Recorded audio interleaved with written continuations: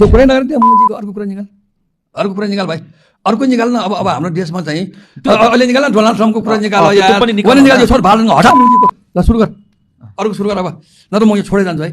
दाइलाई जोस् यो नामले पनि अहिले झोलले गरिबलाई रुवाएर साला गरिबको चमेली भने गीत गाएर साला गरिब सबै ढबा, त्यो मुजीलाई म सपोर्ट गर्छु त यार भने।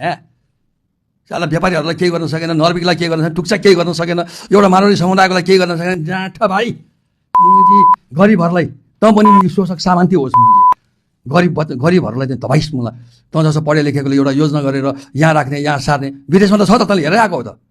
अहिले सबले गजडी भन्न थाले होइन, नाङ्ग्या छ, विदेशी दलाल भनेर चिन्या छ। विदेशी दलाल चाहिँ के छ भने, यहाँ सुन्नुहोस्, उहाँले सिंहदरबार जलाउँछु भन्नुभएको थियो, जलाएर देखाउनु भयो, दमकल पठाउनु भएन होइन। ठिक छ, नेताको घरमा दमकल पठाउनु भएन केही छैन, सिंहदरबारमा दमकल पठाउनु पर्दैन। ललितपुरको मेयरले दमकल पठाउनु भने उहाँ चाहिँ यो कार्यपालिका, न्यायपालिका, व्यवस्थापिकालाई जलाएर राख बनाएर राखमाथि गाँजा खाएर बस्ने उहाँको रणनीति रहेछ। राखमाथि गजडीहरू के गर्छ भने राखमाथि गाँजा खाएर बस्ने उहाँको रणनीति भएका कारण देश जल्यो। अहिले बालेन भने एमसीसीको मान्छे हो पक्का भन्दैछु, किनभने नगरपालिकाले मेरो साग एक अँगालो लगेको यो पाण्डे, यो सबै यो एमसीसीको खेल हो यो। किनभने म साउदी बस्दाखेरि थाहा छ, साउदी बस्दाखेरि कुहिरेले जति पनि गल्ती गर्छ अल्लाह गर्छ क्या त्यो साउदी मुस्लिमले। उनीहरूको त्यो कुहिरेलाई केही गर्दैन, जति गल्ती गरोस् कुहिरेलाई देउता ठान्छ। यो एमसीसी गरेर पनि यहाँ नेपालमा पनि कानुन त्यही गर्न लाग्यो हो, यो विदेशी दलले चलाएको लुटिरहेछ।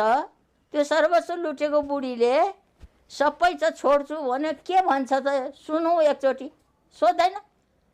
त्यस्ता मान्छेलाई प्रधानमन्त्री बनाउने दे। तपाईँ त भेट्न पनि जानुभएको रहेछ, भेट्न पनि जानुभएको रहेछ बालेनलाई। भेट्न मात्रै गएको, एक घन्टामा त्यसको कर्मचारीहरूलाई संसार पठाइरहन्थे।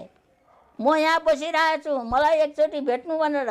बालेनको अफिसमा गएर कति घन्टा कुर्नुभयो? 5 घन्टा। 95 वर्षकी बुढी 5 घन्टाको बसेँ, न पानी खानु दिन्छ न। ए बाबा, त्यो मान्छे हो भने, साँचो मेयर हो भने 95 वर्षकी बुढी बसा चाहिँ 1 कप चिया पठाइदिँदैन थियो? पानी खान्छ कि बुढीहरूलाई लगिदे भन्दैन थियो? मान्छे छ त्यसमा।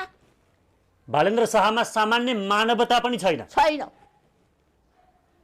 95 वर्षकी बुढी बाहिर ढोकामा आफ्नो बसिरहेछ, उसको कर्मचारीलाई खबर पठाइरहेको छु, ए त्यो बुढीलाई पानी तिर्खा लाग्यो कि, ए त्यो बुढीलाई चिया दे, कसैले पनि भन्छ